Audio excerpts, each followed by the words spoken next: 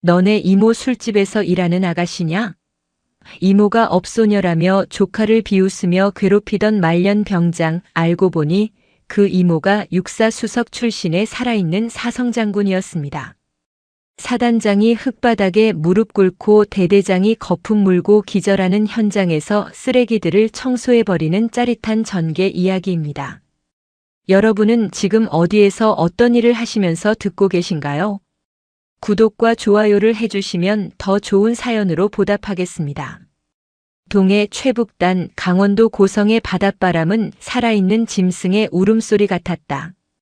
해안 철책을 때리는 파도 소리와 살을 애는 칼바람이 뒤섞인 이곳은 별들의 무덤이라 불리는 제22보병사단 율곡부대 예하 제55해안 경계대대였다. 오후 4시. 잿빛 구름이 하늘을 뒤덮어 사위는 벌써 어두컴컴했다.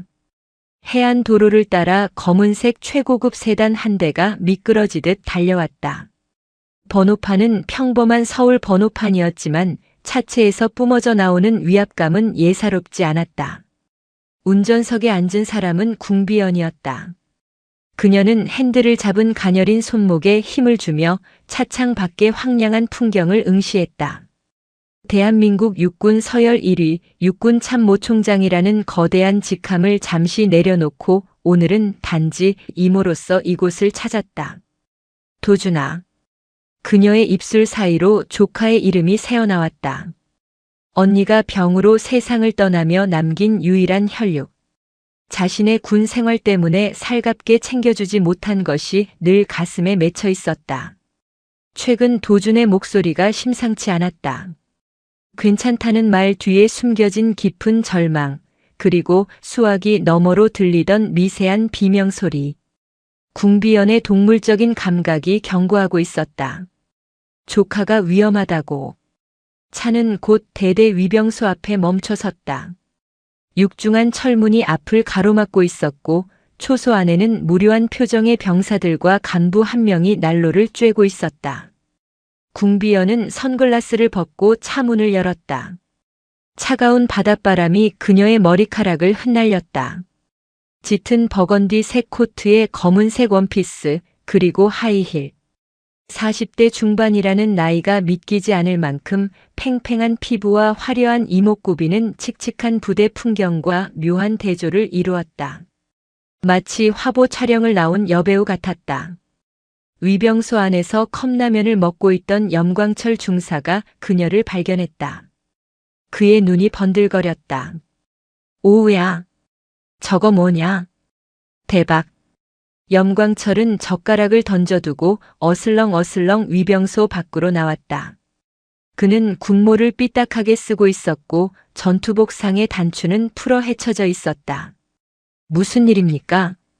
여기 민간인 통제구역인데. 말투는 건방지기 짝이 없었다. 염광철의 시선이 궁비연의 다리에서 시작해 가슴 그리고 얼굴로 노골적으로 기어올랐다. 면회 왔습니다. 한도준 일병. 궁비연의 목소리는 차분했지만 그 속에는 서늘한 기운이 서려 있었다. 한도준. 아, 그 폐급. 염광철이 피식 웃음을 터뜨렸다. 그는 이쑤시개로 이를 쑤시며 궁비연에게 바짝 다가갔다. 이봐요, 아가씨. 거짓말도 정도껏 해야지. 한도준이 그 찐따 새끼한테 이런 미인 손님이 있다고. 촌수가 어떻게 되는데? 누나. 애인. 아, 알겠다. 염광철이 손가락을 딱 튕겼다. 업소에서 왔지. 속초 시내 룸살롱 마담이 직접 온 건가? 한도준이가 외상값 떼먹었어. 아니면 서비스하러 온 건가? 궁비연의 눈썹이 미세하게 꿈틀거렸다. 마담. 서비스. 대한민국 육군 대장에게 50만 육군을 지휘하는 총장에게 쏟아지는 언어라고는 믿기 힘든 모욕이었다. 말씀 삼가세요. 저는 한도준 일병의 이모입니다. 정식 절차 밟아주세요. 이모. 염광철이 배를 잡고 낄낄거렸다. 위병소 안의 초병들도 눈치를 보며 킥킥댔다. 야, 웃기지 마라. 이렇게 젊고 탱탱한 이모가 어디 있어. 딱 봐도 20대 후반인데. 야, 솔직히 말해. 얼마 받았어? 내가 더블로 줄 테니까 나랑 놀자. 응. 내가 오늘 당직이라 밖에는 못 나가도 여기 면회실은 비어 있거든. 거기 소파가 아주 푹신해. 염광철의 더러운 손이 궁비연의 어깨를 향해 뻗어왔다. 손 치워. 궁비연이 낮게 으르렁거렸다. 어라. 인연이 튕기네. 야, 여기서는 내가 법이야. 너 같은 술집 여자 하나 매장하는 건 일도 아니라고. 어디서 비싸게 굴어. 그때 위병소 안쪽에서 지프차 한 대가 흙먼지를 일으키며 달려왔다. 대대장 탕무열 중령이었다. 그는 차에서 내리자마자 소란스러운 위병소를 보며 인상을 찌푸렸다. 뭐야?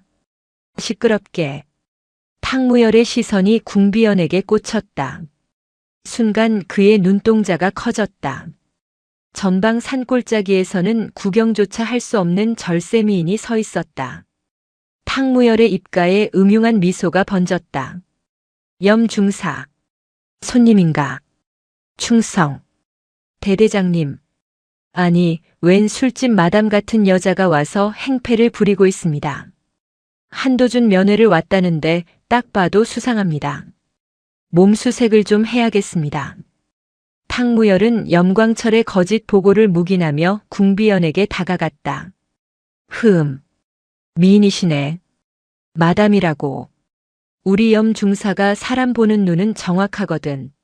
아가씨, 추운데 밖에서 이러지 말고 내 방으로 가지. 따뜻한 차도 있고 좋은 술도 있어.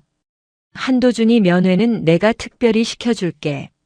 대신 나랑 이야기 좀 길게 해야 할 거야. 탕무열은 궁비연의 허리를 감싸려 들었다. 이것은 군대가 아니었다. 거대한 범죄 집단이자 욕망의 소굴이었다. 궁비연은 참담함을 느꼈다. 내 군대가 내가 평생을 바친 육군이 고작 이따위 수준이었단 말인가. 대대장님, 군복을 입은 장교로서 부끄럽지도 않습니까? 저는 조카를 보러 왔을 뿐입니다. 이 여자가 좋은 말로 하니까 기어오르네. 탕무열의 표정이 순식간에 악귀처럼 변했다. 야염 중사. 2년 끌고 가서 교육 좀 시켜. 건방지게 민간인이 감히 영관 장교한테 훈계를 해. 위병소 안으로 끌고 가서 옷 다 벗겨서 몸수색해. 녹화도 뜨고. 아주 버릇을 고쳐놔야지. 예. 알겠습니다. 여봐라. 2년 잡아. 염광철이 신이 나서 달려들었다. 초병들이 총구를 겨누고 다가왔다. 궁비연은 깊은 한숨을 내쉬었다. 더 이상의 인내는 사치였다. 정말 갈 때까지 갔구나. 그녀는 코트 주머니에서 낡은 폴더폰을 꺼냈다. 보안을 위해 사용하는 비화기였다. 어쭈. 전화질이야. 뺏어. 염광철이 달려들어 그녀의 팔을 잡으려 했다. 퍽. 둔탁한 소리와 함께 염광철이 비명을 지르며 바닥에 처박혔다. 궁비연이 하이힐 굽으로 그의 발등을 찍어버린 것이다. 아, 내 발. 너 뭐야? 탕무열이 당황하여 뒷걸음질 쳤다. 궁비연은 그를 무시하고 단축번호 0번을 눌렀다. 신호는 한 번도 채 울리지 않았다. 충성. 22사단장 소장 설진웅입니다.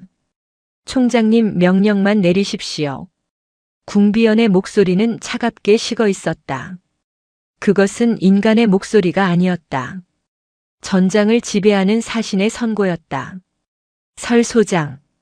자네 예하 55대대 위병소 앞이다. 지금 이곳 병력들이 나를 술집 여자 취급하며 강제 추행하고 감금하려 한다.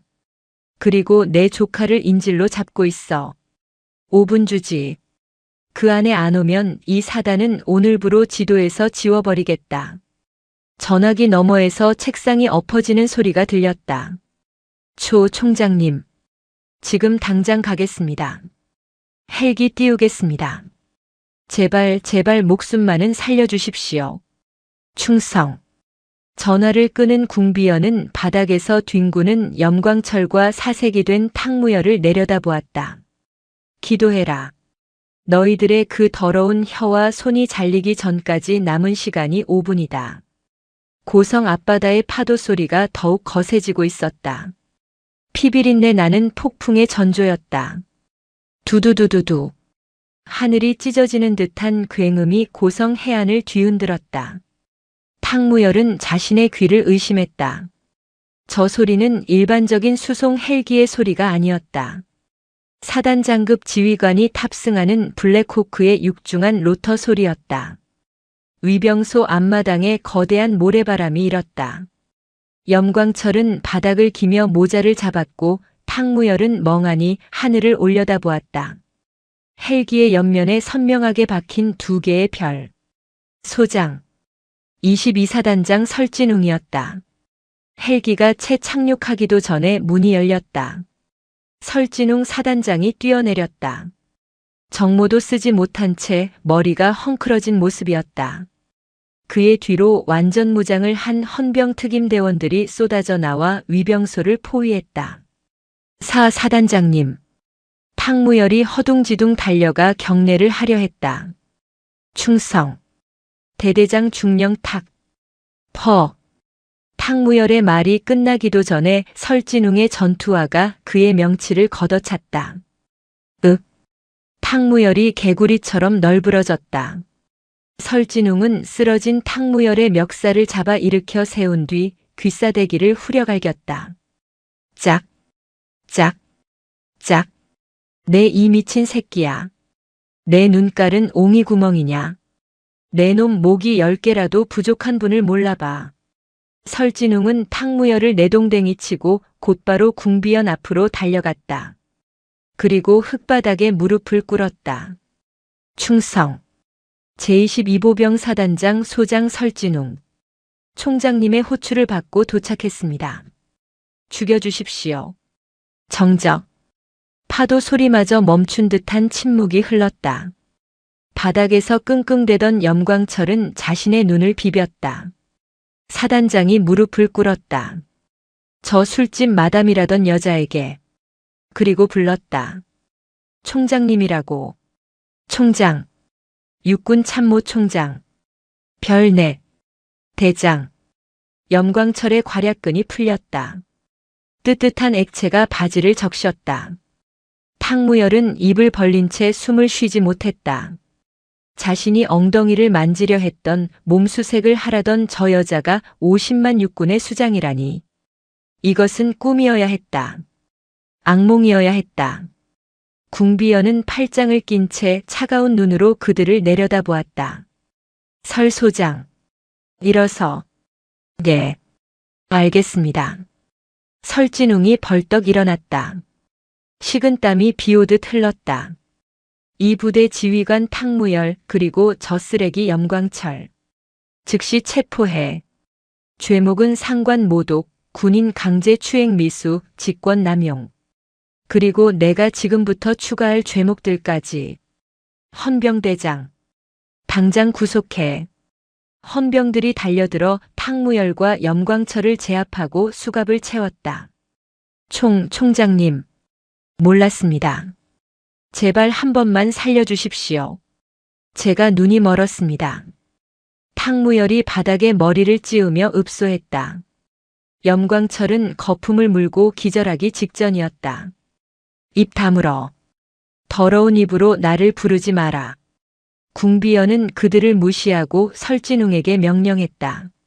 한도준 일병 어딨나? 식당 뒤편 소각장에 있다고 파악되었습니다. 소각장? 일과 시간에 병사가 생활관이 아닌 소각장에 있다. 불길한 예감이 궁비연의 심장을 조여왔다. 안내해. 궁비연이 앞장섰다. 설진웅과 헌병들이 그 뒤를 따랐다. 탕무열과 염광철은 질질 끌려갔다. 소각장은 부대 구석, 악취가 진동하는 곳에 있었다. 검은 연기가 피어오르고 있었고 주변에는 음식물 쓰레기 통들이 널려 있었다. 그곳에 한 병사가 있었다. 상의가 벗겨진 채 드럼통에 묶여 있는 병사. 한겨울의 바닷바람을 맨몸으로 맞으며 온몸이 파랗게 질려 있었다. 그 주위에는 병장 계급장을 단 병사 서너 명이 낄낄거리며 담배를 피우고 있었다. 야, 한도준. 노래 안 부르냐? 이모가 술집 여자라며. 뽕짝 한 곡 뽑아보라고. 병장 하나가 피우던 담배꽁초를 도준의 가슴에 던졌다. 도준이 신음했다.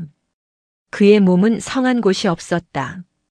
구타로 인한 멍자국, 담배 화상, 그리고 커터칼로 그은 듯한 상처들. 궁비연의 시야가 붉게 물들었다. 이성의 끈이 툭 끊어지는 소리가 들렸다. 저게만도 못한 새끼들. 궁비연이 하이힐을 벗어 던졌다. 맨발로 차가운 흙바닥을 밟으며 그녀가 달려나갔다. 뭐야? 아줌마는. 병장이 뒤를 돌아보다가 궁비연의 주먹에 정통으로 턱을 맞았다. 퍽. 병장의 몸이 허공에 붕 떴다가 떨어졌다. 턱뼈가 부서지는 소리가 났다. 으악. 나머지 병사들이 당황하여 덤비려 했지만 상대는 특수전의 전설이었다. 궁비연은 순식간에 그들의 급소를 가격했다. 명치, 인중, 관자놀이. 단 3초 만에 3명의 가해자들이 바닥에 쓰러져 거품을 물었다. 궁비연은 떨리는 손으로 도준을 묶은 밧줄을 풀었다. 도준아. 도준이 힘겹게 고개를 들었다. 퉁퉁 부은 눈으로 이모를 확인한 그는 믿기지 않는다는 표정을 지었다. 이 이모. 여기 왜? 위험해요. 빨리 가요. 저 사람들이 이모 해코지한다고. 죽어가는 순간에도 이모를 걱정하는 조카. 궁비연은 도준을 와락 끌어안았다. 그녀의 뺨 위로 뜨거운 눈물이 흘러내렸다. 미안해. 이모가 늦었어. 정말 미안해. 도준의 차가운 몸이 이모의 품에서 떨고 있었다. 뒤늦게 도착한 설진웅 사단장이 이 참상을 목격했다. 그는 입을 틀어막았다. 자신이 지휘하는 부대에서 이런 지옥도가 펼쳐지고 있었다니.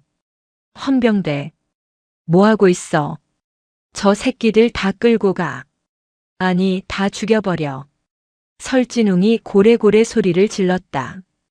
끌려온 탕무열과 염광철은 소각장의 광경을 보고 얼어붙었다. 끝났다. 이제 정말 끝났다. 궁비연은 자신의 코트를 벗어 도준에게 덮어주었다. 그리고 천천히 일어섰다. 눈물 젖은 그녀의 얼굴은 이제 슬픔이 아닌 살기로 가득 차 있었다. 설진웅 소장. 네. 총장님. 이 대대 전원 집합시켜. 병사, 간부, 군무원, 취사병까지 단 한 명도 예외 없이 연병장으로 집합시켜. 지금 당장. 명 받들겠습니다. 비상 사이렌이 고성 앞바다를 울렸다. 잠자던 율곡부대의 악마들이 심판대에 오를 시간이었다. 연병장에는 500명이 넘는 대대 병력과 간부들이 도열해 있었다. 영문도 모른 채 불려나온 그들은 웅성거리고 있었다. 연병장 단상 위에는 거대한 서치라이트가 켜져 있었다. 그 빛 아래 맨발의 여성이 서 있었다. 찢어진 스타킹, 흙 묻은 원피스, 헝클어진 머리. 하지만 그 누구도 그녀를 비웃지 못했다. 그녀의 양옆에는 사단장과 헌병대장이 부동자세로 서 있었고 그녀의 뒤에는 피투성이가 된 채 무릎 꿇은 탕무열 대대장과 염광철 중사 그리고 소각장의 가해 병사들이 있었기 때문이다. 궁비연이 마이크를 잡았다. 전체 차렷. 그녀의 목소리는 스피커를 타고 쩌렁쩌렁하게 울렸다. 50만 대군을 호령하던 카리스마였다. 병사들은 본능적으로 얼어붙어 차렷 자세를 취했다. 나는 대한민국 육군참모총장 대장 궁비연이다.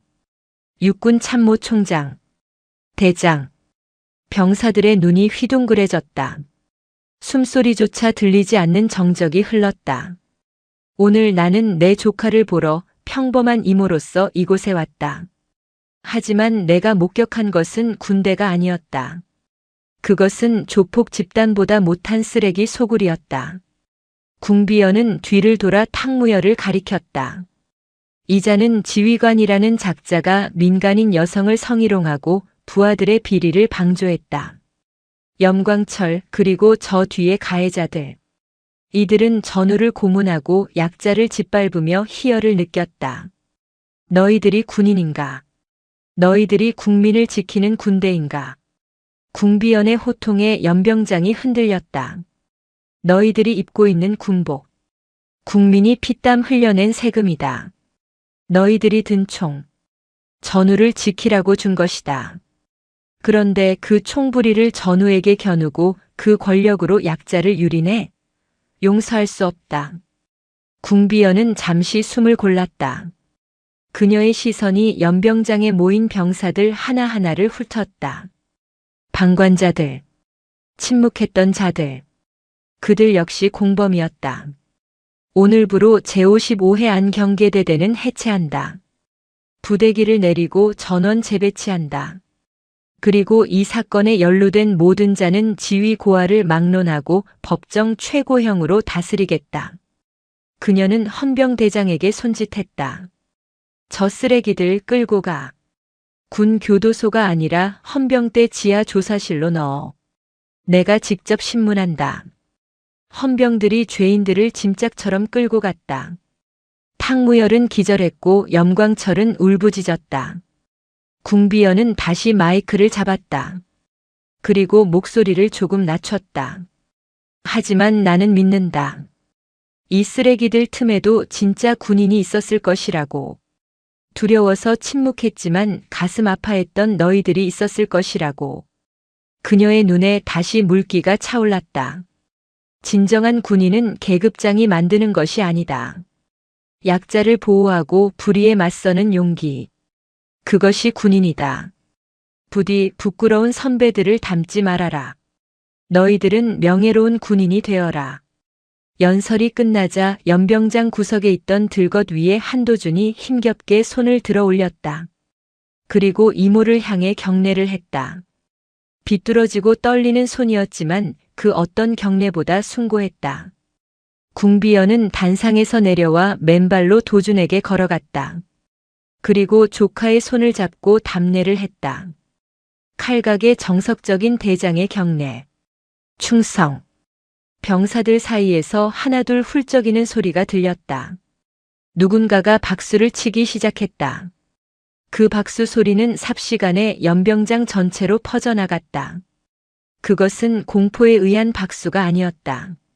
진정한 리더 그리고 가족의 사랑에 대한 경이었다. 사건 수습은 신속하고 잔혹했다. 궁비연의 명령으로 육군본부 감찰단과 군 검찰이 대거 투입되었다. 탕무열의 관사에서는 수억 원의 뇌물과 불법 촬영물이 발견되었고 염광철의 휴대전화에서는 인근 유흥업소와의 유착 증거가 쏟아져 나왔다.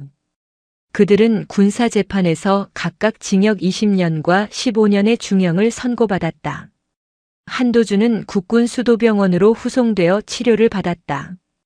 궁비연은 매일 밤 조카의 병실을 지켰다. 일주일 후 도준이 의식을 완전히 회복했다. 궁비연은 사과를 깎고 있었다. 이모. 아니 총장님. 도준이 장난스럽게 불렀다. 까불지 마. 그냥 이모야. 궁비연이 피식 웃으며 사과 조각을 도준의 입에 넣어주었다. 고마워요 이모. 그리고 미안해요. 이모가 총장인 거 알면 제가 군 생활 편하게 하려고 한다고 할까봐. 숨겼는데. 바보. 힘들면 기대는 거야. 가족이잖아. 궁비연은 도준의 머리를 쓰다듬었다. 너 전역하고 나면 나랑 같이 살자. 맛있는 거 많이 해줄게. 나 이제 요리 학원도 다닐 거야. 총장님이 요리요? 나라 망하는 거 아니에요? 두 사람은 소리내어 웃었다. 병실 창밖으로 햇살이 따스하게 비쳐 들어왔다. 지옥 같았던 겨울이 가고 비로소 봄이 오고 있었다. 하지만 이것은 끝이 아니었다. 탕무열과 염광철의 뒤를 봐주던 더 거대한 검은 그림자들이 움직이기 시작했기 때문이다. 궁비연의 전쟁은 이제 막 시작된 셈이었다. 강원도 고성의 밤바다는 검푸른 짐승처럼 울부짖었다. 탕무열 중령과 염광철 중사가 체포된 지 사흘이 지난 시점이었다. 겉보기에 제55회 안경계대대의 악몽은 끝난 듯 보였다. 하지만 폭풍의 눈은 이제 막 열리고 있었다. 서울 용산 국방부 청사 지하 벙커. 이곳은 지도에도 표시되지 않는 밀실이었다. 묵직한 마호가니 원탁을 중심으로 대한민국 권력의 심장부에 있는 남자들이 모여 있었다. 담배 연기가 자욱한 방 안 상석에 앉은 남자가 찻잔을 천천히 내려놓았다. 그는 제1야 전군 사령관 대장 국태호였다. 육사 선배이자 궁비연의 최대 라이벌로 꼽히는 인물이었다. 궁비연이 그 계집이 기어이 사고를 쳤군. 국태호의 목소리는 굵고 탁했다. 그의 맞은편에는 여당 실세이자 국방위원장인 표영산 의원이 앉아 있었다. 사고라니요. 이건 재앙입니다. 탕무열 그 멍청한 놈이 장부를 뺏겼답니다. 그 장부에 뭐가 적혀 있는지 아시지 않습니까? 우리 동해안 리조트 사업부터 북으로 넘어가는 특수물자 루트까지 싹 다 들어 있습니다. 표 의원이 핏대를 세웠다. 진정하게 표 의원. 장부는 아직 궁비연 손에 들어가지 않았어. 탕무열이 숨겨놨다고 하더군. 궁비연은 그저 조카놈 구하느라 눈이 뒤집혀서 헌병대에 넘기기 바빴지. 아직 핵심에는 접근도 못했어. 국태호가 비릿하게 웃으며 시가를 피워 물었다. 하지만 궁비연입니다. 냄새 맡는 데는 귀신 같은 여자죠. 그녀가 장부의 존재를 알게 되는 건 시간 문제입니다. 그 전에 손을 써야 합니다. 손을 쓴다라. 어떻게 말인가? 여론전부터 시작해야죠. 미친 개에게는 몽둥이가 약이다. 육군 참모총장이 사적인 감정으로 일선 부대를 헤집어 놓고 지휘관을 폭행했다. 이거 그림 좋지 않습니까? 직권 남용, 폭행, 군 기강문란. 옷 벗기기 딱 좋은 죄목들이죠. 국태호의 눈빛이 살기로 번뜩였다. 그리고 입이 가벼운 놈들은 영원히 입을 다물게 해야지. 탕무열은 감방에서 자살로 위장하고 그 조카놈. 한도준이라고 했나. 그놈이 살아있는 증거야. 병원에서 의료사고로 처리해. 같은 시각 국군 수도병원 VIP 병동. 궁비연은 소파에 앉아 쪽잠을 자고 있었다. 사흘 밤낮을 꼬박 세운 그녀의 얼굴은 창백했지만 아름다움은 여전했다. 침대 위에는 한도준이 산소호흡기를 낀 채 잠들어 있었다. 새벽 3시. 병실 복도의 불이 깜빡거렸다. 궁비연의 감은 눈이 번쩍 뜨였다. 인기척. 그것은 간호장교나 의사의 발소리가 아니었다. 살기를 죽이고 접근하는 훈련된 자의 발소리였다. 그녀는 소리 없이 일어나 병실 문 뒤로 몸을 숨겼다. 손에는 탁자 위에 있던 과도가 들려 있었다. 드르륵. 문이 열리고 하얀 가운을 입은 남자가 들어왔다. 마스크로 얼굴을 가린 그는 주사기를 들고 도준의 링거줄로 다가갔다. 주사기 속에는 투명한 액체가 가득 차 있었다. 심정지를 유발하는 염화칼륨이었다. 남자가 바늘을 꽂으려는 찰나 궁비연이 그림자처럼 튀어나갔다. 누구 허락을 받고 들어온 거지? 서늘한 목소리와 함께 과도가 남자의 손목을 그었다. 남자가 비명을 지르며 주사기를 떨어뜨렸다. 궁비연은 틈을 주지 않고 남자의 멱살을 잡아 벽으로 밀어붙였다. 말해. 누가 보냈어? 남자는 대답 대신 품에서 단검을 꺼내 휘둘렀다. 궁비연은 상체를 뒤로 젖혀 칼날을 피했다. 그녀의 긴 머리카락 몇 가닥이 잘려나갔다. 암살자인가? 궁비연의 눈빛이 변했다. 그녀는 더 이상 이모가 아니었다. 전장을 누비던 살인 기계였다.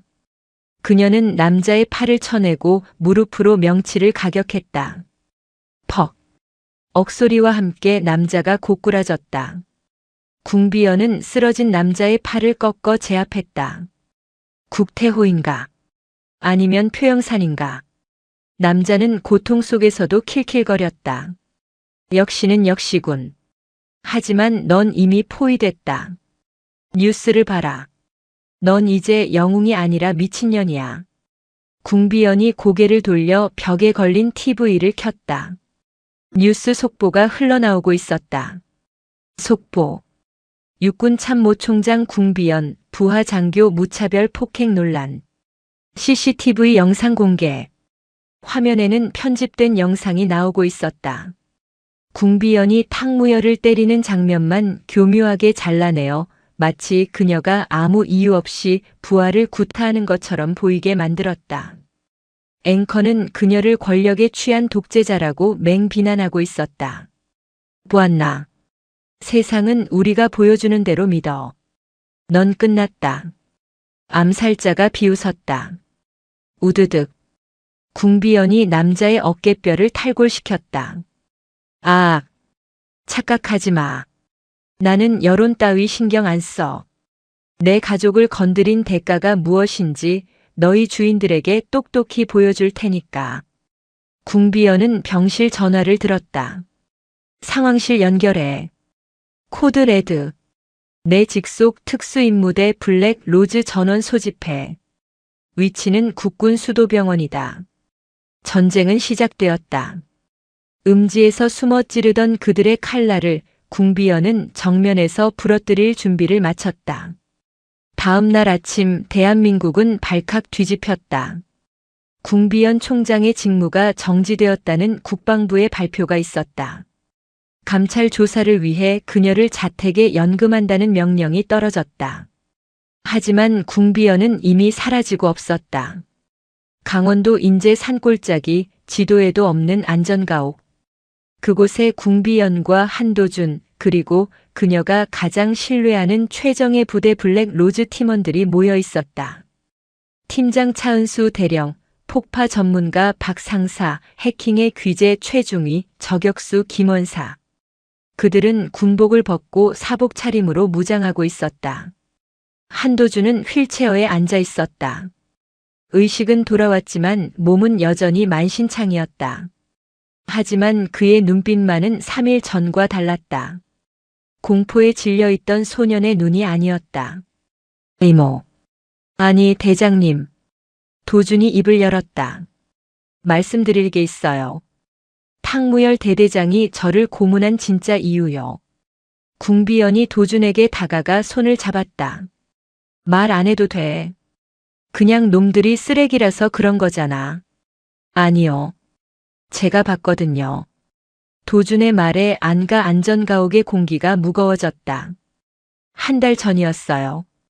야간 경계 근무를 서다가 봤어요. 해안 소초 및 절벽으로 배 한 척이 들어오는 걸요. 탕무열 대대장이랑 염광철 중사가 그 배에서 박스들을 내리고 있었어요. 그리고 반대편에서는 검은 양복을 입은 사람들이 돈가방을 건넸고요. 밀수. 그것도 전방 경계 작전 지역에서 지휘관이 직접 가담한 밀수였다. 제가 그걸 스마트폰으로 몰래 찍었어요.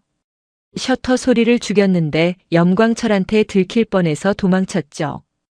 그날부터였어요. 저를 타깃으로 삼고 괴롭히기 시작한 게. 휴대폰 내놓으라고 어디 숨겼냐고. 궁비연의 눈이 가늘어졌다. 단순 가혹행위가 아니었다. 증거인멸을 위한 고문이었던 것이다. 그 휴대폰 지금 어디 있니? 뺏길까봐 유심칩이랑 메모리 카드만 빼서 숨겼어요. 소초 앞바다 갯바위에 있는 폐타이어 부표 안에요. 제가 어릴 때 이모한테 배웠잖아요. 중요한 건 아무도 생각 못하는 곳에 숨기라고. 궁비연은 희미하게 웃었다. 기특했다. 피는 물보다 진했다. 잘했어. 정말 잘했어, 도준아. 그때 최중위가 노트북 화면을 보며 소리쳤다. 대장님, 국태호 쪽 움직임이 포착되었습니다. 55대대 해안 소초 주변을 봉쇄하고 수색 작업을 벌이고 있습니다. 아무래도 도준 군이 무언가 숨겼다는 걸 눈치챈 것 같습니다. 놈들이 먼저 선수를 쳤다. 증거를 뺏기면 모든 게 끝장이다. 국태호는 그 증거를 없애고 궁비연을 영원히 매장하려 할 것이다. 우리가 먼저 가야 해. 궁비연이 자리에서 일어났다. 저도 가겠습니다. 도준이 휠체어 바퀴를 잡으며 말했다. 안 돼. 넌 환자야. 제 기억 속에 정확한 위치가 있어요. 밤바다라 부표들이 헷갈려요. 제가 직접 가서 찾아야 해요. 그리고 저 때문에 이모가 이렇게 됐는데 숨어만 있을 순 없어요. 저도 군인입니다. 도준의 눈에서 불꽃이 일었다. 궁비연은 그 눈빛에서 자신의 젊은 시절을 보았다. 그래. 가자. 대신 내 등 뒤에 딱 붙어 있어. 밤 10시. 고성 55대대 작전지역. 비가 억수같이 쏟아지고 있었다. 궁비연과 블랙로즈팀 그리고 도준은 어둠을 틈타 해안 절벽을 타고 내려갔다. 파도가 거세게 몰아치며 바위를 때렸다. 전방에 적 다수. 아군 헌병 복장을 하고 있지만 움직임으로 보아 국태호가 키우는 사설 용병단 살무사팀입니다. 김원사가 야간 투시경으로 정찰하며 속삭였다. 해안가에는 수십 명의 무장 병력이 쫙 깔려 있었다. 그들은 손전등으로 갯바위 틈을 샅샅이 뒤지고 있었다. 들키지 않고 접근하는 건 불가능해. 뚫는다. 궁비연이 소음기가 장착된 권총을 장전했다. 차 대령 박 상사. 우측에서 시선을 끌어. 최중희는 통신망 교란시키고 김원사는 저격 지원. 나와 도준이는 중앙으로 돌파해서 부표를 찾는다. 라저. 쾅. 박 상사가 설치한 조명탄이 우측 숲에서 터졌다. 대나처럼 밝은 빛과 함께 폭음이 울리자 용병들의 시선이 일제히 그쪽으로 쏠렸다. 습격이다. 저쪽이다. 용병들이 우왕좌왕하는 사이 궁비연은 도준을 부축하며 갯바위를 향해 질주했다. 비에 젖은 바위는 미끄러웠지만 그녀의 균형 감각은 완벽했다. 저기 부표 보여요. 저 빨간 깃발 달린 거.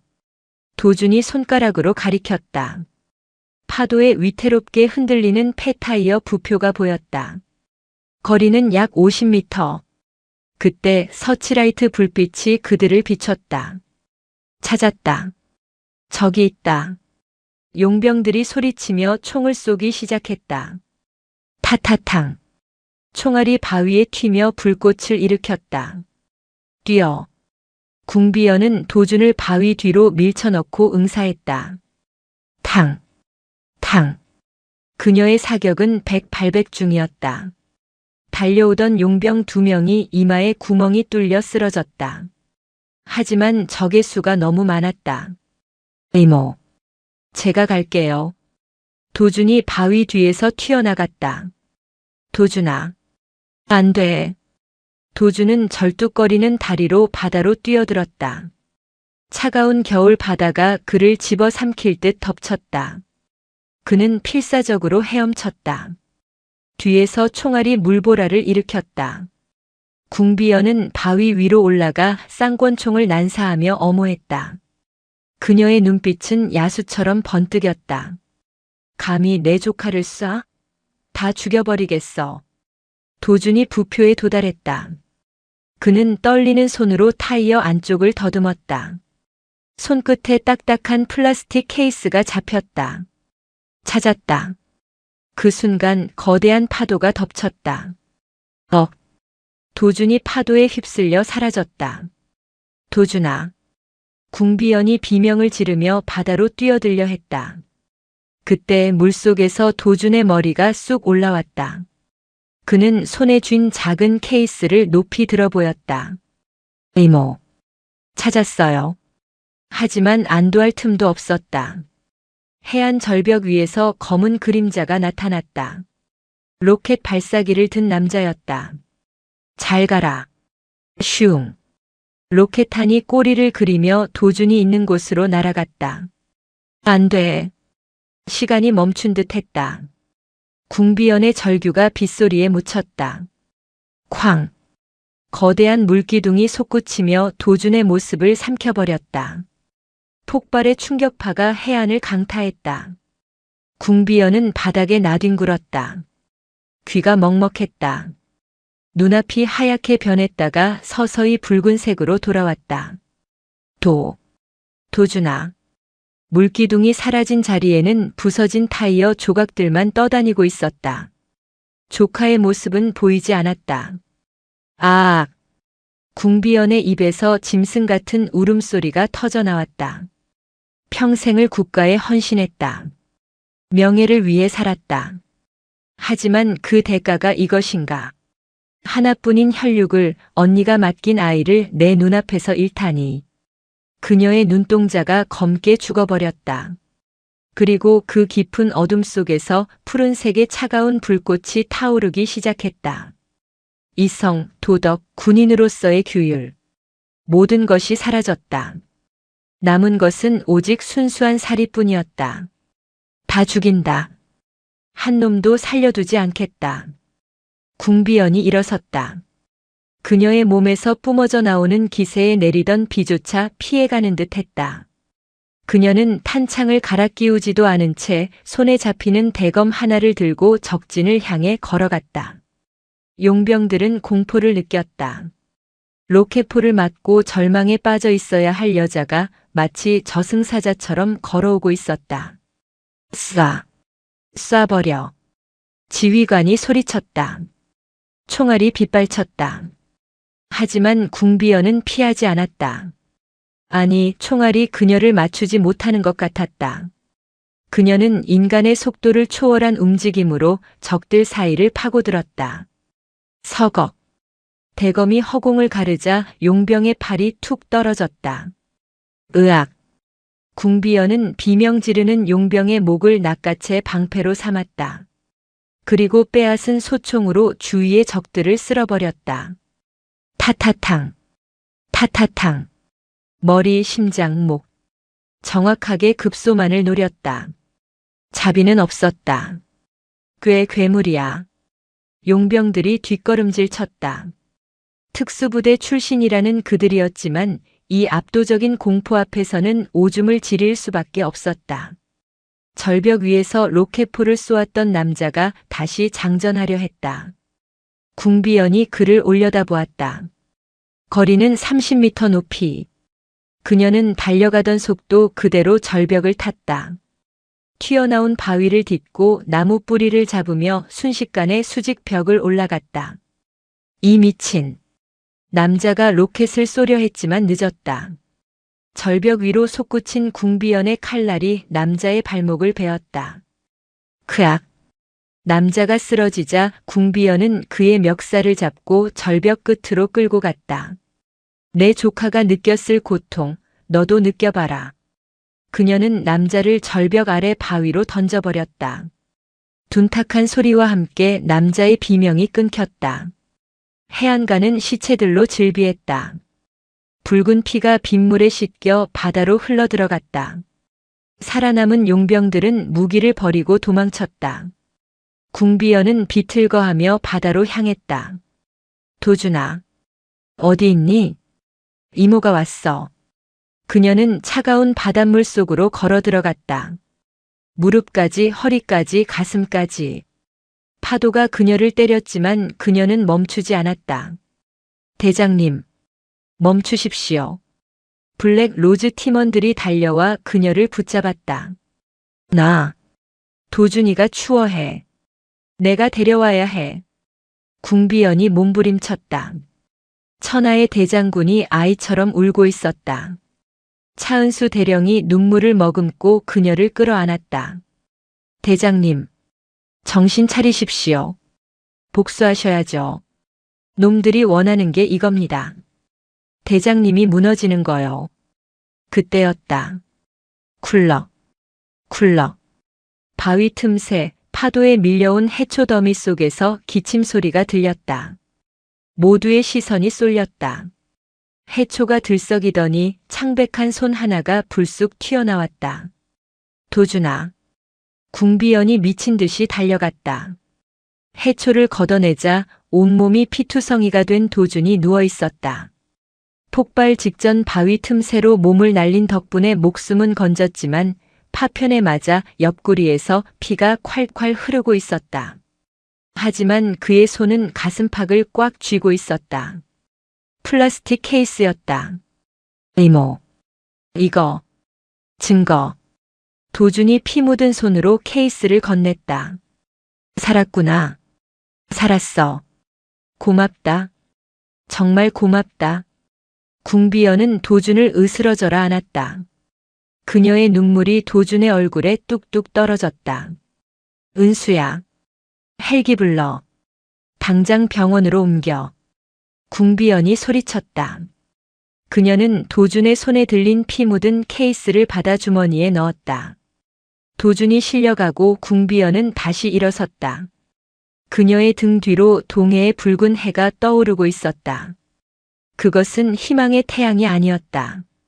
적들을 태워버릴 분노의 태양이었다. 차 대령. 네. 대장님. 이 케이스 안에 든 내용물 지금 당장 해독해. 그리고 전 병력 소집해. 예비역, 현역 가리지 말고 나를 따를 수 있는 모든 병력을 불러 모아. 궁비연의 눈빛이 서울을 향했다. 국태호. 그리고 표영산. 기다려라. 내 조카가 흘린 피 한 방울마다 너희들의 뼈 한 조각씩으로 갚아주마. 고성의 바다는 붉게 물들어 있었다. 그것은 끝이 아니었다. 진짜 전쟁, 대한민국을 뒤흔들 별들의 전쟁은 이제 막 서막을 올렸을 뿐이었다. 강원도의 깊은 산골, 버려진 산장. 지도 앱에도 나오지 않는 이곳은 궁비연이 현역 시절 비상시를 대비해 마련해 둔 비밀 안전가옥이었다. 창밖에는 사흘 내내 비가 내리고 있었다. 빗소리는 세상의 모든 소음을 삼킬 듯 거세게 지붕을 때렸다. 산장 내부 낡은 소파에 궁비연이 앉아 있었다. 그녀의 앞 탁자에는 한도준이 목숨을 걸고 찾아온 플라스틱 케이스와 그 안에 담겨있던 손톱만 한 메모리 카드가 놓여 있었다. 암호화되어 있습니다. 군용 보안 프로그램 중에서도 최고 등급인 철옹성 코드로 잠겨 있군요. 블랙 로즈 팀의 해커 최중희가 노트북 자판을 두드리며 혀를 찼다. 그는 벌써 10시간째 모니터와 씨름 중이었다. 국태호 대장이 심어놓은 코드입니다. 억지로 풀려다가는 데이터가 자동 소각될 수 있습니다. 암호를 모르면 무용지물입니다. 궁비연은 침묵했다. 기껏 목숨 걸고 가져온 증거가 돌덩이가 될 위기였다. 국태호는 치밀했다. 그는 자신의 약점을 쥐고 흔들 수 있는 물건에 2중, 3중의 안전장치를 걸어두었다. 그때 안쪽 방에서 신음소리가 들렸다. 도준이 깨어난 것이다. 궁비연은 자리를 박차고 방으로 들어갔다. 도준아. 정신이 드니. 도준은 창백한 얼굴로 눈을 깜빡였다. 옆구리의 상처는 응급처치를 했지만 여전히 고열에 시달리고 있었다. 이모. 그거 열었어요? 아직 암호가 걸려 있어. 하지만 걱정 마. 최중희가 곧 풀어낼 거야. 궁비연이 조카의 땀 젖은 이마를 닦아주며 안심시켰다. 하지만 도준은 고개를 저으며 쉰 목소리로 속삭였다. 암호. 제가 알아요. 내가 어떻게? 탕무열 대대장이 염광철이랑 술 마시면서 자랑하는 걸 들었어요. 자기들은 절대 안 잡힌다고. 이 암호는 국태호 대장이 가장 사랑하는 날짜랑 그 사람이 처음 죽인 사람 이름이라고. 가장 사랑하는 날짜. 그리고 처음 죽인 사람. 궁비연의 머릿속에 번개처럼 스치는 기억이 있었다. 20년 전 국태호가 연대장 시절 덮었던 의문이 오발사고. 그때 죽은 병사의 이름. 그리고 국태호가 육군 참모총장에 오르던 날. 궁비연은 즉시 거실로 나갔다. 최중희. 입력해. 1998만 1024. 그리고 KIMCHULSU. 최중희가 반신반의하며 키보드를 눌렀다. 엔터키를 누르는 순간 붉은색 경고창이 사라지고 녹색 진행바가 화면을 채웠다. 풀렸습니다. 세상에. 대장님, 이거 보십시오. 화면에 뜬 파일들의 내용은 경악 그 자체였다. 단순한 밀수가 아니었다. 동해안 군사보호구역 해제 및 리조트 개발 이권 개입 차세대 전차 엔진 기술, 중국 삼합회의 매각, 여군 장교 성 상납 리스트 및 불법 촬영물 500건. 그리고 가장 충격적인 폴더 하나. 작전명 별들의 추락의 궁비연 제거 및 쿠데타 모의. 국태호와 표영산 의원은 단순히 돈을 버는 것이 목적이 아니었다. 그들은 현 정부를 전복하고 군부를 장악해 자신들만의 왕국을 건설하려는 반역을 꾀하고 있었다. 궁비연을 제거하려던 이유도 그녀가 유일하게 그들의 앞길을 막을 수 있는 군 내에서 가장 존경받는 지휘관이었기 때문이었다. 이건 비리가 아닙니다. 내란 음모입니다. 차은수 대령의 손이 부들부들 떨렸다. 그 순간 산장에 전기가 나갔다. 칠흑 같은 어둠이 찾아왔다. 빗소리 사이로 미세한 발자국 소리가 섞여 들렸다. 낙엽을 밟는 소리가 아닌 훈련된 자들이 진흙을 밟는 젖은 소리. 왔군. 궁비연은 당황하지 않았다. 그녀는 이미 예상하고 있었다. 놈들이 냄새를 맡고 올 줄 알았어. 블랙 로즈 전투 준비. 손님을 맞이하자. 산장 밖 어둠 속에 수십 개의 붉은 점이 떠다녔다. 국태호가 보낸 사설 특수부대 살무사 팀이었다. 그들은 야간 투시경과 소음기가 달린 기관단총으로 무장하고 산장을 포위했다. 진입. 안에 있는 건 쥐새끼 한 마리도 남기지 마라. 지휘관의 수신호와 함께 살무사 팀이 창문과 문을 동시에 부수고 들이닥쳤다. 섬광탄이 터지고 하얀 빛이 실내를 뒤덮었다. 하지만 그들이 본 것은 텅 빈 거실이었다. 어디 갔어? 당황한 용병이 소리치는 순간 바닥에 깔려있던 러그가 솟구쳤다. 바닥 및 공간 미리 파둔 참호에서 박 상사가 튀어나와 샷건을 발사했다. 쾅! 쾅!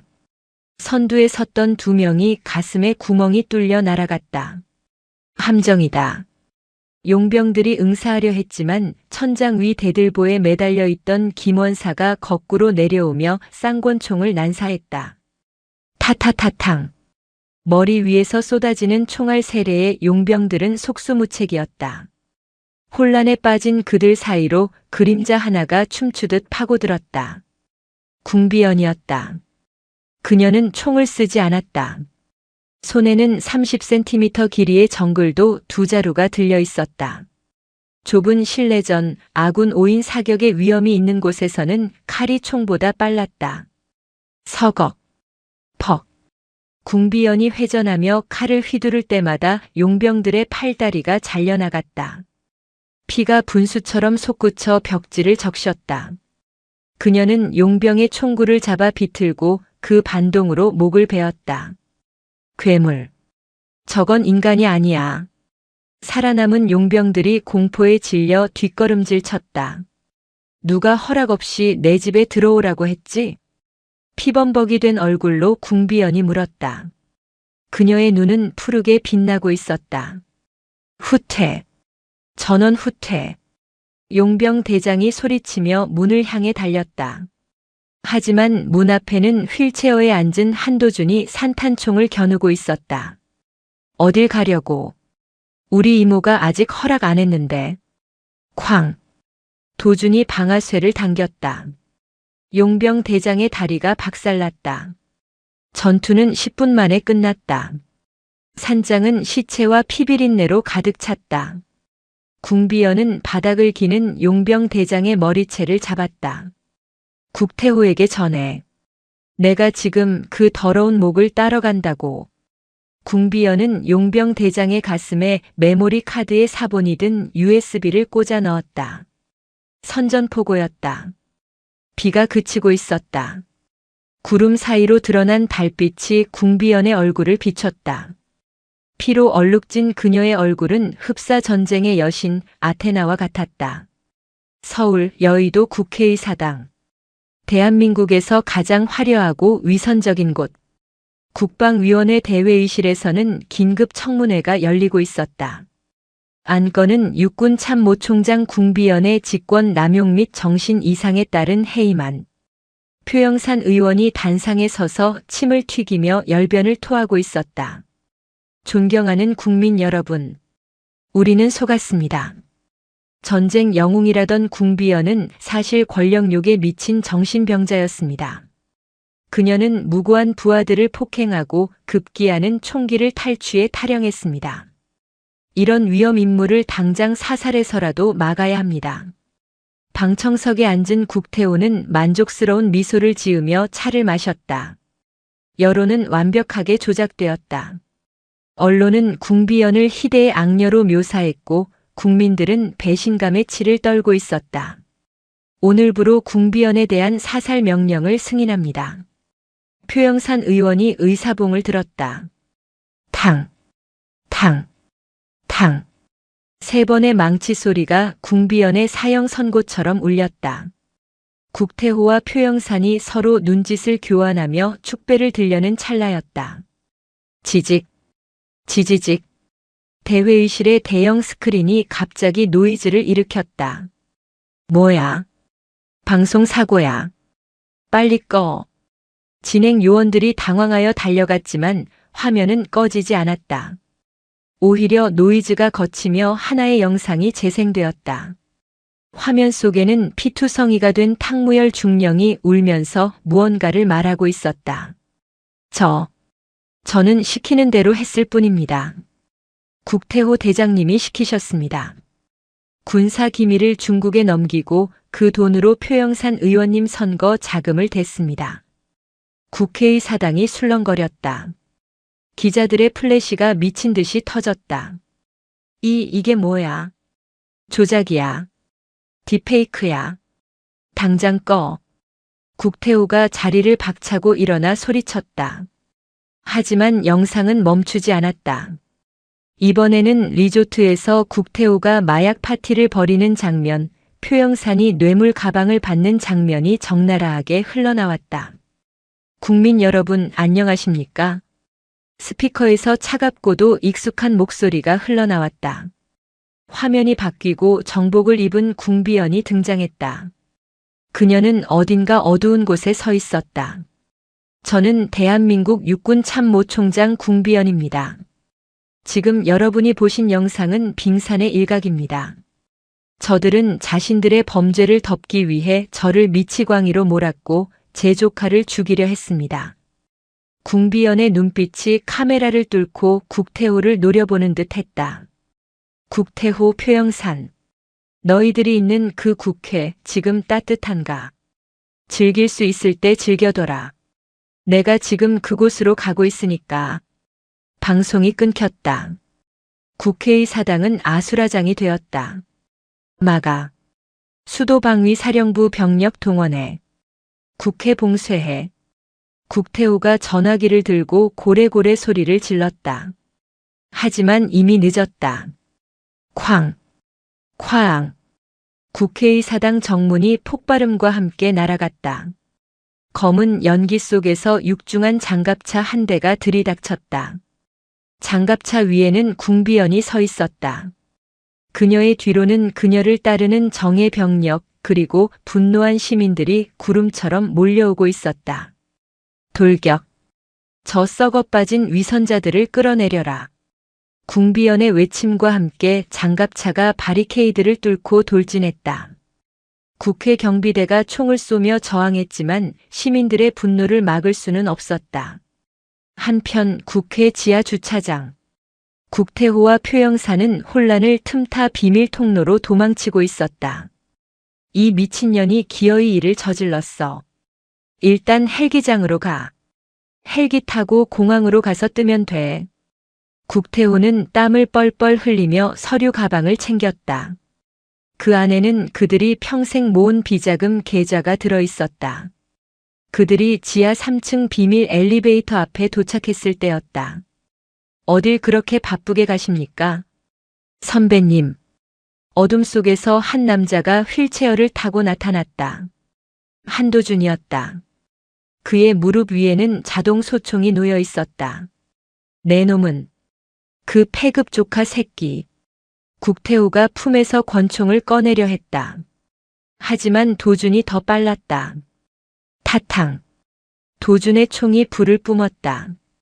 국태호의 손에 들린 권총이 날아가고 그의 손가락 2개가 잘려나갔다. 아, 움직이지 마. 다음은 머리통이니까. 도준의 뒤에서 블랙 로즈 팀원들이 나타나 퇴로를 막았다. 너희들은 포위됐다. 순순히 투항해라. 하지만 국태호는 도간에 든 쥐가 아니었다. 그는 쥐가 아니라 미친 개였다. 투항? 웃기지 마라. 내가 죽으면 대한민국도 같이 죽는다. 국태호가 피 묻은 손으로 리모컨 하나를 꺼내 들었다. 이 국회 지하에는 내가 설치해둔 시사 폭약이 1톤이나 매설되어 있다. 내가 버튼을 누르면 여기 있는 국회의원들, 기자들, 그리고 내 이모까지 싹 다 날아가는 거야. 자폭 테러. 도준의 눈동자가 흔들렸다. 이모가 위에 있었다. 수많은 시민들도 함께였다. 길을 터라. 헬기를 대령해. 안 그러면 다 죽는다. 국태호가 광기 어린 눈으로 소리쳤다. 그때 엘리베이터 문이 열리고 궁비연이 걸어 나왔다. 그녀는 홀로 국태호 앞을 막아섰다. 눌러. 누를 수 있으면 눌러봐. 궁비연은 총도 없이 맨손으로 국태호에게 다가갔다. 오지 마. 진짜 누른다. 너 죽고 나 죽는 거야. 국태호가 뒷걸음질 쳤다. 궁비연의 기세에 압도된 것이다. 너는 못 눌러. 왜냐하면 넌 죽음을 두려워하는 비겁자니까. 진짜 군인은 죽음을 각오하지만 너 같은 장사꾼은 자기 목숨이 아까워서 절대 못 죽어. 궁비연이 국태호의 코앞까지 다가갔다. 눌러보라고. 이 겁쟁이 새끼야. 국태호의 손이 부들부들 떨렸다. 그의 엄지손가락이 버튼을 누르려는 순간 휙. 궁비연의 손이 번개처럼 움직여 국태호의 손목을 꺾었다. 우지끈. 끄악. 리모컨이 바닥에 떨어졌다. 도준이 재빨리 리모컨을 발로 차 멀리 보냈다. 궁비연은 국태호의 멱살을 잡고 바닥에 내리꽂았다. 쿵. 이건 내 조카의 몫이다. 퍽. 이건 내가 팔아먹은 나라의 몫이다. 퍽. 퍽. 궁비연의 주먹이 국태호의 얼굴을 뭉개버렸다. 천하의 대장군이 피떡이 되어 바닥을 뒹굴었다. 옆에 있던 표영사는 다리가 풀려 주저앉아 오줌을 지렸다. 끝났다. 너희들의 시대는. 궁비연이 거친 숨을 몰아쉬며 일어섰다. 지하 주차장으로 헌병대가 들이닥쳤다. 이번에는 국태호의 부하들이 아닌 궁비연의 명령을 따르는 진짜 군인들이었다. 국태호와 표영산이 체포되는 장면은 전 세계에 생중계되었다. 비투성이가 된 채 질질 끌려가는 그들의 모습에 국민들은 환호했다. 하지만 궁비연은 웃지 않았다. 그녀는 국회의사당 앞 광장에 섰다. 수만 명의 시민들이 그녀를 바라보고 있었다. 그녀의 정복은 찢어지고 피에 젖어 있었다. 그녀는 마이크 앞에 섰다. 존경하는 국민 여러분. 저는 오늘 군인으로서 가장 수치스러운 모습을 보여드렸습니다. 상관에게 총을 겨눴고 국회를 무력으로 점거했습니다. 광장이 조용해졌다. 이유가 어찌 되었든 군인이 정치에 개입하고 무력을 행사한 것은 민주주의에 대한 도전입니다. 저는 이 모든 사태에 책임을 지고 오늘부로 군복을 벗겠습니다. 그리고 법의 심판을 받겠습니다. 궁비연은 자신의 어깨에 달린 별 4개 대장 계급장을 스스로 뜯어냈다. 투두둑. 계급장이 바닥에 떨어졌다. 그녀는 거수 경례를 했다. 국민들을 향한 마지막 경례였다. 충성. 시민들 사이에서 울음이 터져 나왔다. 가지 마세요. 장군님은 죄가 없습니다. 당신은 영웅입니다. 하지만 궁비연은 뒤도 돌아보지 않고 연행 차량에 올랐다. 그녀의 표정은 그 어느 때보다 홀가분해 보였다. 6개월 후 군사법원 궁비연에 대한 최종 선고 공판이 열렸다. 죄목은 내란 목적 살인 미수, 군형법 위반 등 수십 가지였다. 검찰은 무기징역을 구형했다. 하지만 재판부는 고심 끝에 판결을 내렸다. 피고인 궁비연. 피고인의 행위는 명백한 불법이나 국가 안보를 위협하는 거대 범죄 조직을 소탕하고 헌정 질서를 수호하려는 동기가 인정된다. 또한 수많은 국민들의 탄원과 참작 사유를 고려하여 다음과 같이 선고한다. 징역 3년, 집행유예 5년. 그리고 강제 전역. 실형은 면했다. 방청석에서 환호성이 터졌다. 휠체어를 타고 온 한도준이 눈물을 흘리며 박수를 쳤다. 법원 밖으로 나온 궁비연은 쏟아지는 햇살을 받으며 눈을 감았다. 따뜻했다. 더 이상 춥고 습한 전장이 아니었다. 이모. 도준이 다가왔다. 그는 이제 목발 없이 걸을 수 있을 정도로 회복되었다. 고생했어요. 진짜 고생했어요. 너도. 우리 도준이 이제 다 컸네. 이모 지켜주겠다고 총도 쏘고. 궁비연이 도준의 볼을 꼬집었다. 아야. 아파요. 근데 이모 이제 뭐 하실 거예요? 백수 됐는데. 글쎄. 생각 중인데 나 떡볶이 장사나 할까? 네. 떡볶이요? 에이, 총장님이 무슨 떡볶이를 팔아요. 다 태워 먹을걸요. 무슨 소리야. 내가 왕년의 취사병들 다 이긴 손맛이야. 두 사람은 티격태격하며 법원 길을 걸어 내려갔다. 그들의 뒤로 벚꽃잎이 눈처럼 흩날렸다. 1년 후 강원도 고성 앞바다. 작은 횟집 하나가 문을 열었다. 간판 이름은 별을 굽는 집. 주인은 20대 후반처럼 보이는 미모의 중년 여성이었다. 그녀는 능숙한 솜씨로 회를 썰고 있었다. 홀에서는 건장한 청년이 서빙을 하고 있었다. 궁비연과 한도준이었다. 사장님, 여기 소주 한 병 더요. 손님이 외쳤다. 네, 갑니다. 충성. 궁비연이 습관처럼 경례 구호를 붙이다가 흠칫 놀랐다. 손님들이 와하 웃음을 터뜨렸다. 아이고 장군님. 아직도 군기가 바짝 드셨네. 이곳은 이미 맛집으로 소문이 났다. 그리고 전설적인 장군이 운영하는 가게라는 소문에 전국의 예비역들이 성지순례하듯 찾아왔다. 가게 구석 테이블에는 설진웅 전 사단장과 차은수 대령, 그리고 블랙 로즈 팀원들이 모여 회식을 하고 있었다. 대장님. 아니 사장님. 서비스 좀 주십시오. 저희가 매상을 얼마나 올려드리는데. 박 상사가 너스레를 떨었다. 시끄러워. 돈 내고 먹어. 외상은 사절이다. 궁비연이 웃으며 매운탕 냄비를 내려놓았다. 저녁이 되고 손님들이 모두 빠져나간 뒤 궁비연과 도준은 가게 앞 테라스에 앉아 밤바다를 바라보았다. 파도 소리는 여전했지만 더 이상 짐승의 울음소리로 들리지 않았다. 평화로운 자장가 같았다. 이모, 행복해요? 도준이 물었다. 응, 행복해. 별 4개 달았을 때보다 지금이 훨씬 더. 궁비연은 밤하늘을 올려다보았다. 수많은 별들이 반짝이고 있었다. 저 별들 중 하나는 우리 엄마겠죠? 그럼 언니가 보고 있을 거야. 우리 도준이 잘 컸다고. 그리고 동생도 제법이라고. 궁비연은 맥주 캔을 들어 하늘을 향해 건배했다. 자, 건배하자. 우리의 새로운 인생을 위하여. 위하여. 두 사람의 캔이 부딪히며 맑은 소리를 냈다. 권력의 정점에서 내려와 가장 낮은 곳에서 평범한 행복을 찾은 여자. 그녀는 더 이상 별을 쫓지 않았다.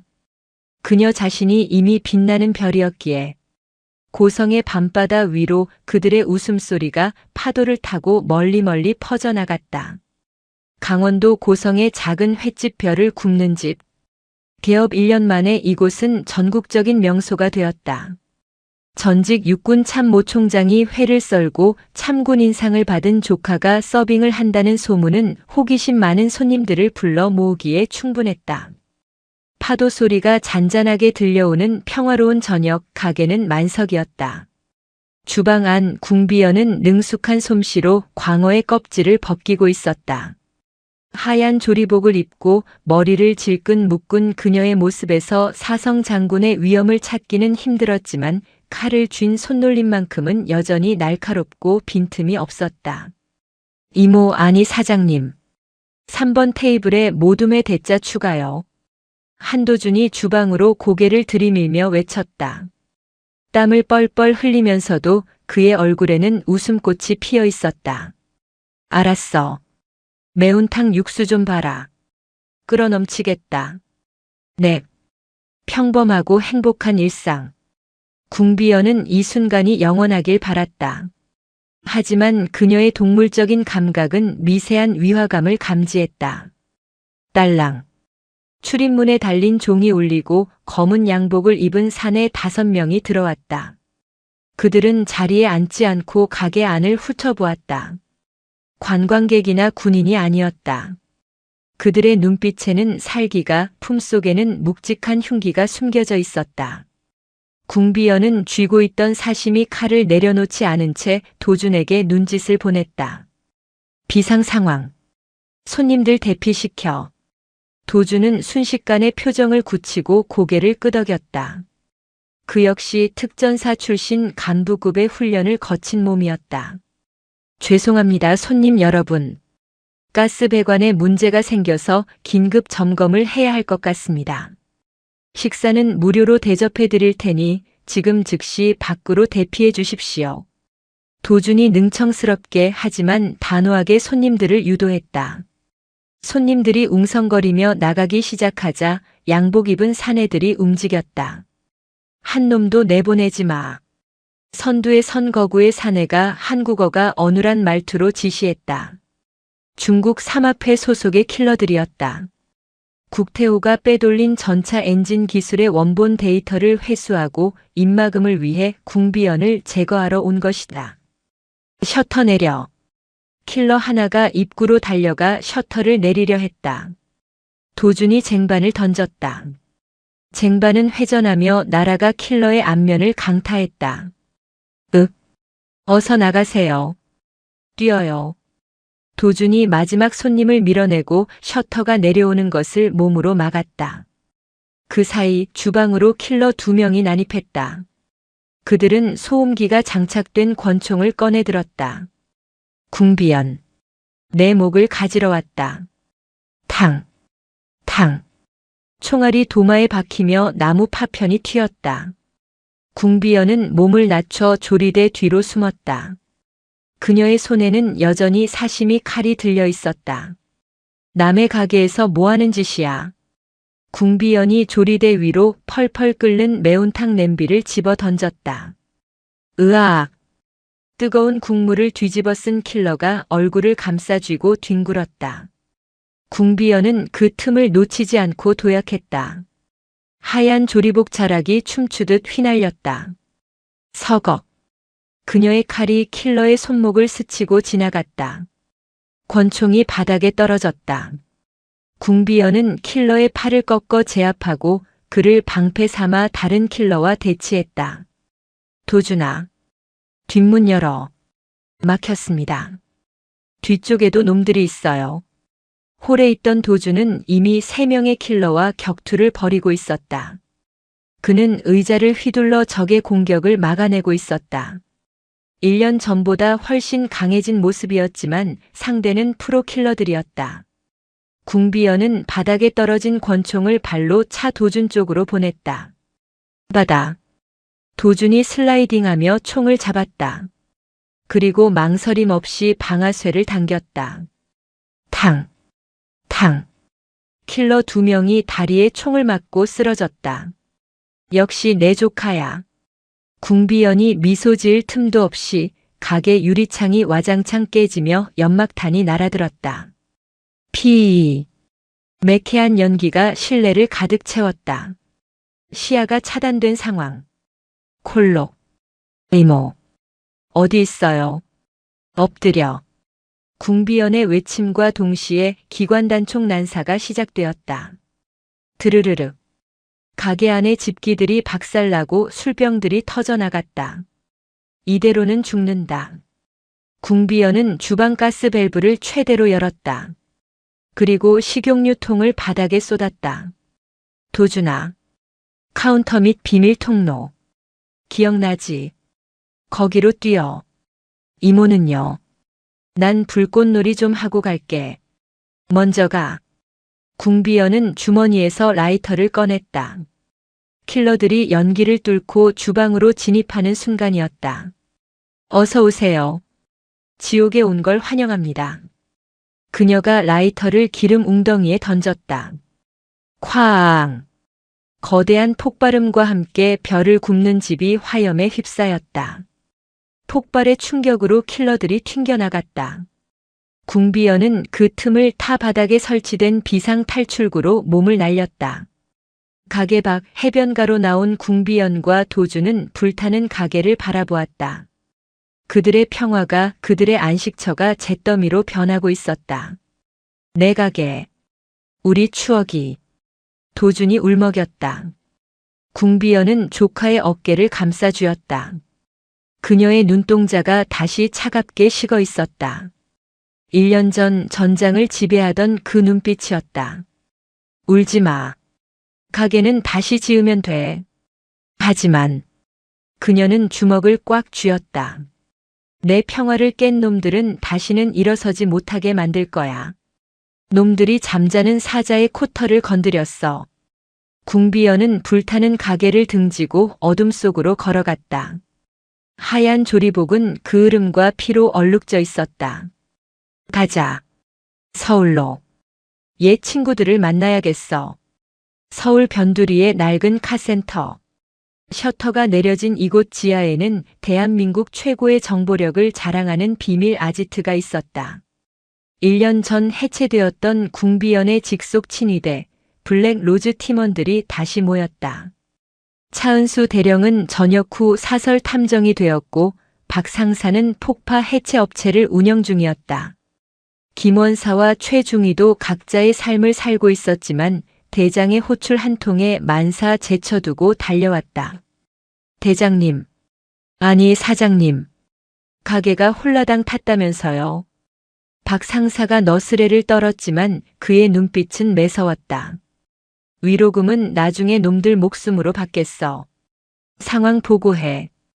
궁비연이 탁자 위에 지도를 펼쳤다. 놈들은 중국 삼합회의 하부 조직인 흥룡회입니다. 국태호가 넘긴 기술로 만든 신형 전차 엔진을 북한과 중동에 팔아먹으려는 속셈입니다. 그 거래가 내일 밤 인천항이 아닌 공해상에서 이루어집니다. 최중희가 위성 사진을 띄웠다. 거대한 화물선 한 척이 서해 공해상에 떠 있었다. 선명은 다크스타. 표면적으로는 파나마 선적의 상선이지만 실제로는 움직이는 요새입니다. 내부에 용병 100명 이상, 중화기까지 갖추고 있습니다. 차은수 대령이 덧붙였다. 문제는 인질입니다. 놈들이 설진웅 전 사단장님을 납치했습니다. 설 소장을? 네. 1년 전 대장님을 도왔다는 이유로 타깃이 되었습니다. 놈들은 설 소장님을 인질로 대장님을 배로 유인해 죽일 계획입니다. 궁비연의 이가 갈렸다. 내 부하, 내 사람들을 건드리는 것은 그녀에게 있어 가장 큰 영린이었다. 거래를 막고 설 소장을 구출한다. 그리고 흥룡회 놈들을 수장시킨다. 하지만 대장님, 우리는 민간인입니다. 무기도 장비도 부족합니다. 김원사가 걱정스럽게 말했다. 누가 부족하대? 그때 셔터가 열리고 트럭 한 대가 들어왔다. 운전석에서 내린 사람은 다름 아닌 현 육군 참모 총장 궁비연의 육사 동기였다. 비연아, 늦어서 미안하다. 총장님, 공식적으로 군은 움직일 수 없어. 영해 바뀌니까. 하지만 훈련용 장비가 이동 중에 분실되는 사고는 가끔 일어나지. 트럭 짐칸이 열렸다. 그곳에는 최신형 특수전 장비들과 총기, 폭발물, 그리고 수중 침투 장비가 가득했다. 고맙다. 이 빚은 꼭 갚을게. 빚은 무슨? 살아만 돌아와라. 그리고 대한민국 군인의 자존심을 짓밟은 놈들에게 본때를 보여줘. 밤 11시. 서해 공해상. 폭풍우가 몰아치는 바다 위 거대한 화물선 다크스타가 떠 있었다. 갑판 위에는 무장한 용병들이 순찰을 돌고 있었다. 수면 아래 6개의 그림자가 소리 없이 접근했다. 궁비연, 도준, 그리고 블랙 로즈 팀원들이었다. 그들은 수중 추진기를 이용해 배의 밑바닥에 접근했다. 진입. 박 상사가 선체 외벽에 소형 폭약을 설치해 구멍을 뚫었다. 물이 차오르는 것을 막기 위해 에어포켓을 설치하고 내부로 침투했다. 기관실이었다. 최중위 엔진부터 멈춰. 박 상사는 배 곳곳에 시사 설치해. 김원사는 고지대 점령. 차 대령과 도준이는 나랑 같이 인질 구출하러 간다. 일사불란했다. 말하지 않아도 서로의 생각을 읽는 완벽한 팀워크였다. 궁비연은 복도를 달리며 마주치는 적들을 소리 없이 처단했다. 소음기 총성과 단검이 교차할 때마다 적들이 쓰러졌다. 그녀의 움직임은 일련의 공백이 무색할 만큼 빠르고 정확했다. 선교 브리지 장악 완료. 김원사의 무전이 들려왔다. 하지만 인질이 갇혀있는 화물칸에 도착했을 때 그들은 함정에 빠졌음을 깨달았다. 설진웅 사단장은 의자에 묶여 있었지만 그 주위로 수십 명의 적들이 총구를 겨누고 대기하고 있었던 것이다. 어서 와라. 궁비연. 2층 난간에서 흑룡회의 보스 왕 회장이 박수를 치며 나타났다. 제 발로 호랑이 굴에 들어오다니. 무모하군. 호랑이 굴이 아니라 쥐새끼 소굴이겠지. 궁비연이 비웃었다. 죽여라. 왕 회장의 명령과 동시에 총격전이 시작되려 했다. 그때 배 전체가 굉음과 함께 흔들렸다. 콱광. 박 상사가 설치한 폭탄이 터진 것이 아니었다. 최중위가 배의 밸러스트 탱크 평형수 탱크를 조작해 배를 급격하게 기울인 것이다. 으악. 갑작스런 경사에 적들이 중심을 잃고 쓰러졌다. 지금이다. 쓸어버려. 궁비연이 쌍권총을 뽑아들고 몸을 날렸다. 도준이 샷건을 발사하며 그녀의 뒤를 따랐다. 탕, 탕, 쾅. 좁은 화물칸은 아수라장이 되었다. 궁비연은 컨테이너 사이를 뛰어다니며 적들의 머리를 하나씩 날려버렸다. 그녀는 춤을 추고 있었다. 죽음의 왈츠였다. 차은수 대령이 설진웅 사단장의 결박을 풀었다. 사단장님, 늦어서 죄송합니다. 허허, 자네들 올 줄 알았네. 역시 내 새끼들이야. 설진웅이 껄껄 웃으며 바닥에 떨어진 소총을 집어들었다. 나도 아직 늙지 않았어. 밥값은 해야지. 전세가 역전되었다. 궁비연과 전설의 부대원들 그리고 노장의 사단장까지 합세한 화력은 용병들을 압도했다. 왕 회장, 어딜 가? 궁비연이 도망치는 보스를 발견하고 쫓아갔다. 그녀는 배의 가장 높은 곳, 헬기 착륙장으로 향하는 계단을 뛰어올랐다. 폭풍우 치는 갑판 위 헬기가 이륙 준비를 하고 있었다. 왕 회장이 헬기에 타려는 순간 궁비연이 그의 다리에 총을 쏘았다. 악! 왕 회장이 쓰러졌다. 궁비연이 천천히 그에게 다가갔다. 내 가게 물어내. 그리고 내 조카의 눈물값, 내 부하들의 피값. 다 내놔. 살려줘. 돈은 얼마든지 줄게. 왕 회장이 뒷걸음질 쳤다. 궁비연은 총을 거두고 허리춤에서 사심이 칼을 꺼냈다. 그녀가 횟집에서 쓰던 손때 묻은 칼이었다. 돈은 필요 없어. 난 요리사거든. 재료 손질은 직접 해야 직성이 풀려서 말이야. 번개가 쳤다. 번쩍이는 섬광 아래 궁비연의 칼날이 서늘하게 빛났다. 헬기 착륙장은 거센 비바람으로 서 있기조차 힘들었다. 다리에 총을 맞은 왕 회장은 공포에 질려 바닥을 기고 있었다. 그의 앞에는 사심이 칼을 든 궁비연이 서 있었다. 너는 군인이잖아. 민간인을 죽이면 안 되잖아. 왕 회장이 궤변을 늘어놓았다. 군인? 나 전역했는데? 지금은 그냥 화난 횟집 사장이야.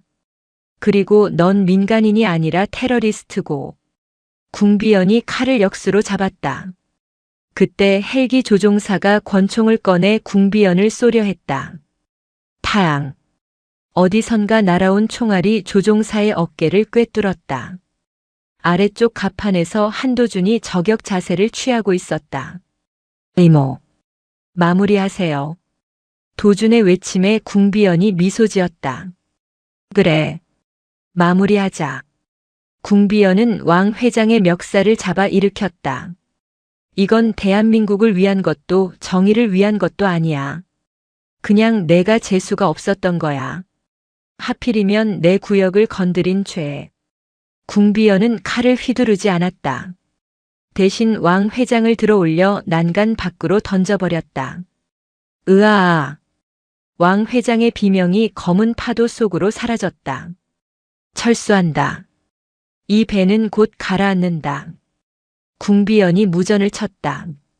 박 상사가 설치한 시사가 5분 후면 기폭될 예정이었다. 블랙 로즈 팀원들과 설진웅 사단장, 그리고 궁비연과 도주는 헬기를 탈취해 이륙했다. 그들이 하늘로 날아오르고 얼마 지나지 않아 화물선 다크스타는 거대한 폭발과 함께 두 동강이 났다.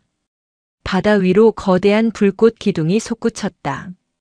흑룡회의 야망도 국태호의 마지막 발악도 모두 깊은 심해로 수장되었다. 헬기 안에서 설진웅 사단장이 궁비연의 손을 잡았다. 고맙네. 자네가 아니었으면 난 고기밥이 되었을 거야. 별 말씀을요. 사단장님, 밀린 외상값 받으러 온 겁니다. 궁비연의 농담에 헬기 안이 웃음바다가 되었다. 도주는 창밖에 불타는 배를 바라보며 생각에 잠겼다. 이모, 우리 가게는요? 이제 어떡해요? 어떡하긴. 보험 들어놨어. 화재 보험 빵빵하게. 궁비연이 윙크했다. 더 크고 멋지게 지어야지. 이번에는 방탄 유리로 싹 다 바르고. 1년 후. 강원도 고성. 새로 지은 별을 굽는 집은 3층짜리 현대식 건물로 재탄생했다. 1층은 횟집, 2층은 카페, 그리고 3층은 궁비연과 도준의 살림집이었다.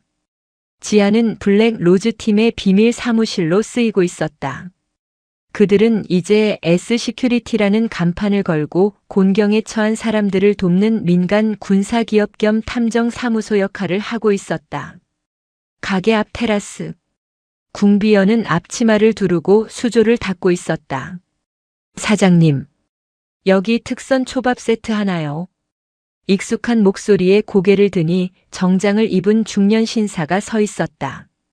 국방부 장관이었다. 장관님께서 웬일이십니까? 허허. 맛집이라 소문이 나서 와봤지. 그리고 부탁할 게 있어서. 장관이 서류 봉투를 내밀었다. 국가정보원 대테러 자문위원 자리야. 비공식 직함이지만 자네가 꼭 필요해. 거절하지 말게. 궁비연은 봉투를 열어보지도 않고 주머니에 찔러 넣었다. 생각 좀 해보고요. 일단 주문부터 하시죠. 오늘 광어가 아주 좋습니다.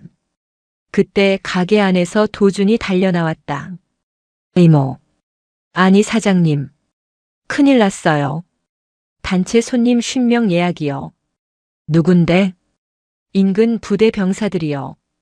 대대장님이 회식 쏘신답니다. 궁비연의 얼굴에 환한 미소가 번졌다.